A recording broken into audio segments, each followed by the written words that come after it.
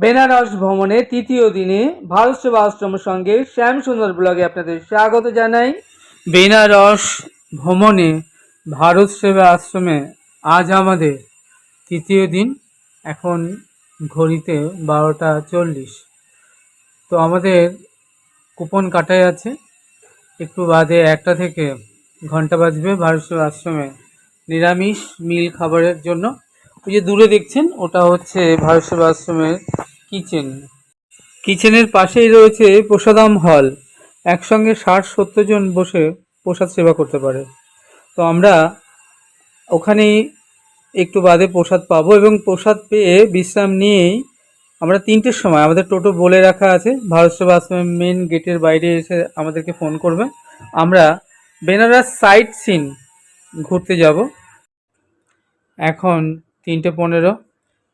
আমরা ভারত সেবা আশ্রমের মেন গেটের বাইরে চলে এলাম, যেখানে টোটো দাঁড়িয়ে ছিল। টোটোতে করে আমরা যাব শাড়ি ফ্যাক্টরি, শাড়ি, বেনারসি শাড়ি, যেটার জন্য বেনারস প্রসিদ্ধ, আমরা সেই শাড়ি দেখতে। ভারত সেবা আশ্রমের মূল গেট, তার বাইরে টোটো আমাদের জন্য অপেক্ষা করছিল। আমাদেরকে নিয়ে যাবে বেনারসে বেনারসি শাড়ি দেখাবার জন্য। সেহেতু আমরা টোটো চেপে রওনা হলাম শাড়ির ফ্যাক্টরি দেখতে। তো তিনি বললেন আরাধনা শাড়ি ফ্যাক্টরি, যেটা ঠিকানাটা হচ্ছে B21/33 রাজ অ্যাপার্টমেন্ট, কামাচ্ছা, বারাণসী। এটা দশাশ্বমেধ ঘাটের একটু আগে বাদিকে গলির মধ্যেই ফ্যাক্টরিটা। টোটো আমাদেরকে সেই ফ্যাক্টরিতে নিয়ে এলেন। বারাণসীর বিখ্যাত বেনারসি শাড়ি দোকানদার আমাদেরকে 1000 টাকা থেকে শুরু করে 2000, 3000, 4000, 5000, একদম 7-8 হাজার পর্যন্ত নানান শাড়ি আমাদেরকে দেখালেন এবং বললেন অরিজিনাল শাড়ি 3000 টাকা, 4000 টাকা, 5000 টাকা, 6000 টাকা, এরকম নানান দামের আছে। যার যেমন সাধ্য সে সেই শাড়ি কিনতে পারে। তো আমরা আমাদের দুটো শাড়ি খুব পছন্দ হলো আমাদের, 5,500 করে 11,000 দুটো শাড়ি আমরা নিলাম এখান থেকে। আপনারা যারা শাড়ি কিনতে চান বেনারসে, প্রচুর বেনারসের শাড়ির ফ্যাক্টরি আছে, এখানে সব থেকে কম দামে শাড়ি পাওয়া যায়। আপনারা বেনারসে এসে আপনাদের পছন্দ মতো শাড়ি কিনতে পারেন। শাড়ির দেখা এবং কেনার পর্ব শেষ হলো। এবার আমরা টোটো করে চললাম কাশী হিন্দু বিশ্ববিদ্যালয়, ওই যে দূরে দেখছেন ওর ক্যাম্পাস ঘুরে দেখতে। এবং বেশ কিছুক্ষণ ক্যাম্পাসের মধ্যে আমরা ঘুরে দেখলাম। এটা এশিয়ার বৃহত্তম ইউনিভার্সিটি ক্যাম্পাস। তারপর ওখান থেকে আমরা টোটো নিয়ে চললাম শাখো পেরিয়ে রামগড়ের উদ্দেশ্যে, রামগড় কেল্লা দেখতে।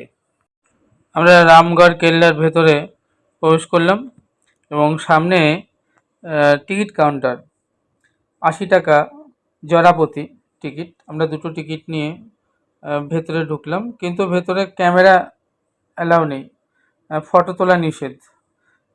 ক্যামেরা থাকতে পারে নিজের কাছে, কিন্তু ছবি তোলা যাবে না।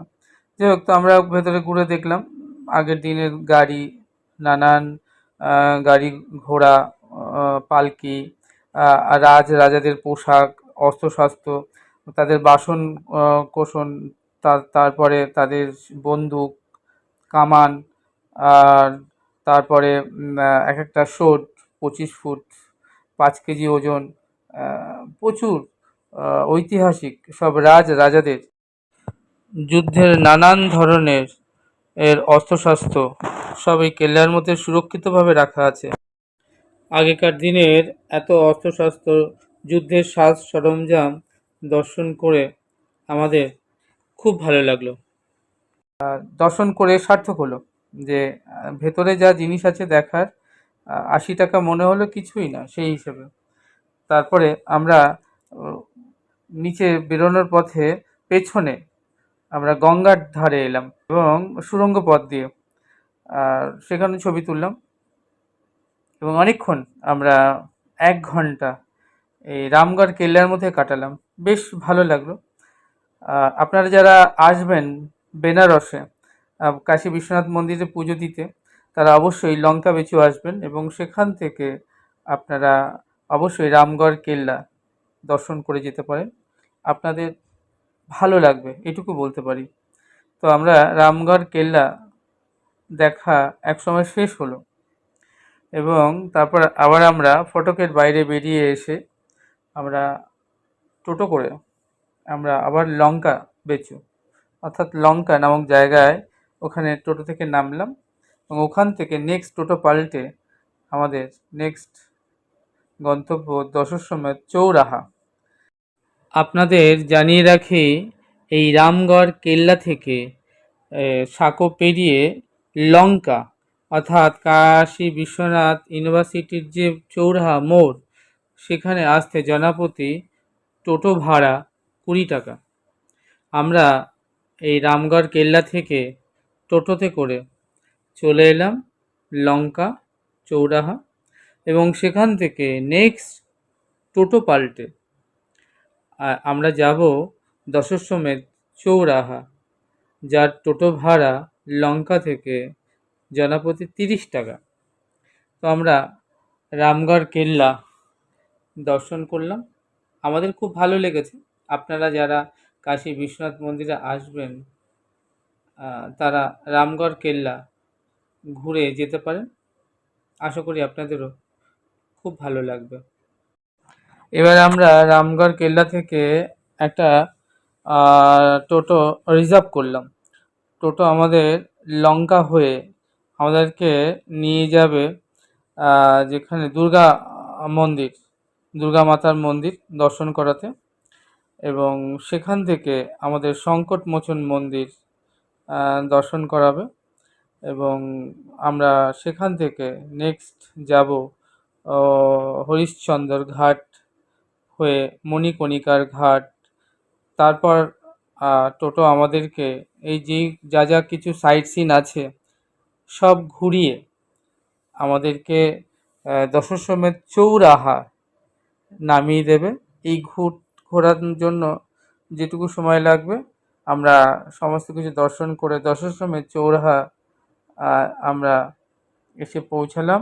এখান থেকে পায়ে হেঁটে আমরা যাব দশাশ্বমেধ গঙ্গার ঘাটে সন্ধ্যা আরতি দর্শন করবার জন্য। প্রত্যেকদিন 7টা থেকে 8টা সন্ধ্যা আরতি হয়। ভারতবর্ষের নানান প্রান্ত থেকে এই বেনারসে এই সন্ধ্যা আরতি দেখবার জন্য বহু পুণ্যার্থী, হাজার হাজার পুণ্যার্থী এখানে এসে জড়ো হয়। আমরা দশাশ্বমেধ ঘাটে বসে আছি আরতি দেখার জন্য, খুব ভিড় করছে সকল।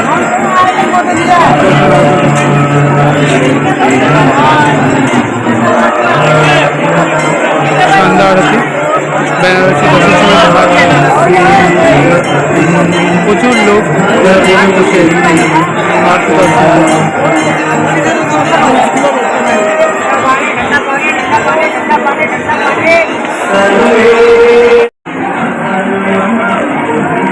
আমরা এখন ঘাটে ওখানটায় আরতি হচ্ছে।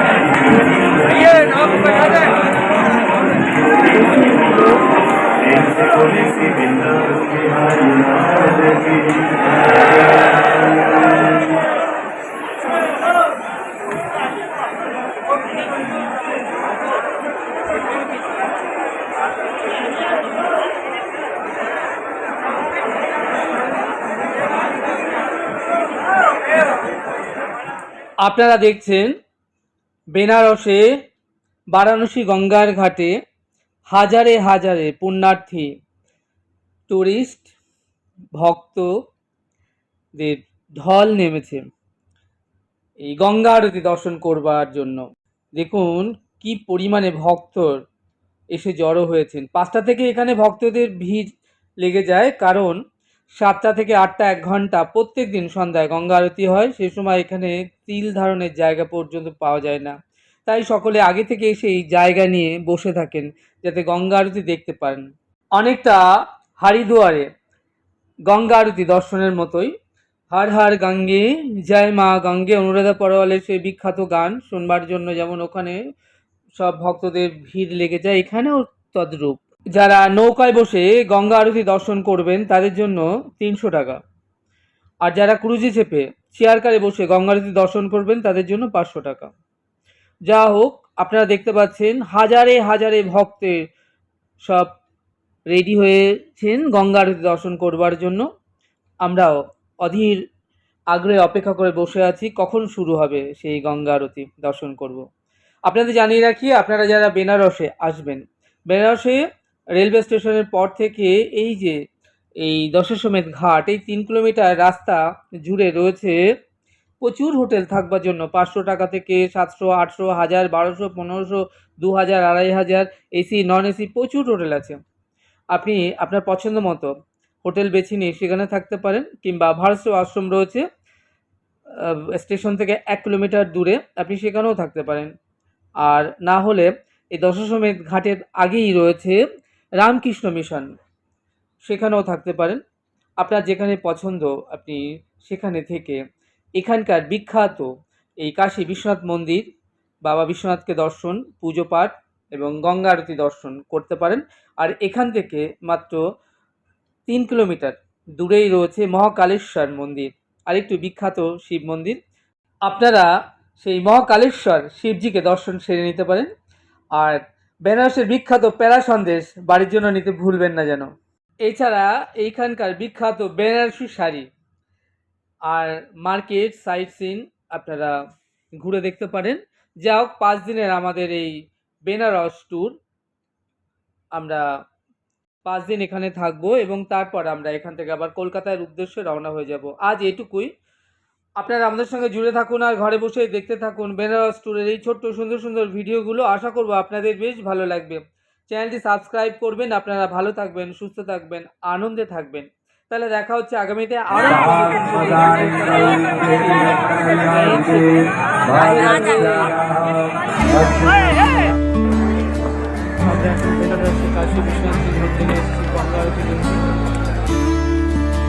আপনারা এখন দেখতে পাচ্ছেন কাশী বিশ্বনাথ মন্দিরে গঙ্গা আরতি দেখার জন্য হাজার হাজার পুণ্যার্থীরা দাঁড়িয়ে আছে। 7টা থেকে 8টা গঙ্গার অপূর্ব দৃশ্য।